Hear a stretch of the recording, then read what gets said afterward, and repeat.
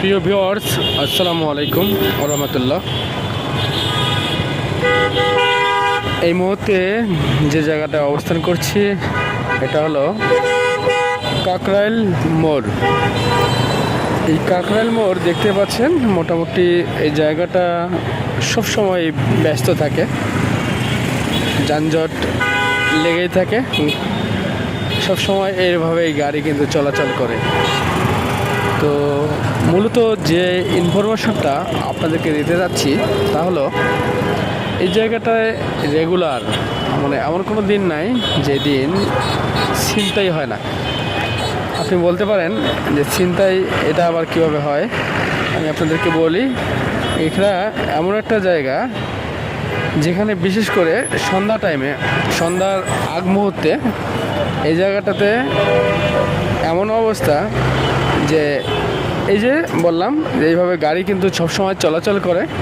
যখন কিনা এইভাবে চলতে থাকে, এই যে সিগন্যাল, ওই পাশে ট্রাফিক সিগন্যালে যখন এইভাবে আটকে দেয়, এই যে গাড়িগুলো যখন ঠিক এইভাবেই থাকে, গাড়িগুলো যখন এইভাবেই থাকে তখন কি করে, এই যে সাইডে থাকা যে যাত্রী আছে তাদের কারো কাছ থেকে, মানে সেটা রিক্সায় থাকুক বা অন্য কোনো বাহনে থাকুক, বিশেষ করে কানের যে দুল, সেই দুল নিয়ে দৌড় দেয়, অথবা হাতে যে মোবাইল থাকে সেই মোবাইল নিয়ে দৌড় দেয়।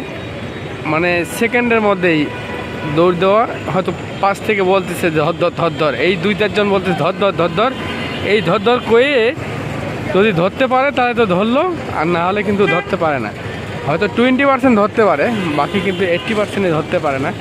গতকালকেও আমি দেখছি, এবং মাঝে মাঝে এটা আমার চোখে পড়ে। কিন্তু কথা হলো, ছিনতাইটা রেগুলারই হয় এই কাকরাইল মোড়ে। তো শুধু কাকরাইল মোড় না, ঢাকা শহরের অধিকাংশ যে মোড়গুলো আছে, যেগুলো বিশেষ করে ট্রাফিক যে মোড়গুলো আছে, ওগুলোতে এই ধরনের ঘটনাগুলো বেশি ঘটে থাকে। বিশেষ করে সন্ধ্যার সময় বা সন্ধ্যার পরপর, অন্যান্য সময়ও ঘটে কিন্তু তুলনামূলক কম। কিন্তু সন্ধ্যার আগ মুহূর্তে বা সন্ধ্যার পরপর এই ছিনতাইগুলো, চুরিগুলো একটু বেশি হয়। তো সবাইকে বলছি একটু সাবধানে চলাচল করবেন। সবার জন্য শুভকামনা রইল। সবাইকে আসসালামু আলাইকুম ওয়া রাহমাতুল্লাহি ওয়া বারাকাতুহু।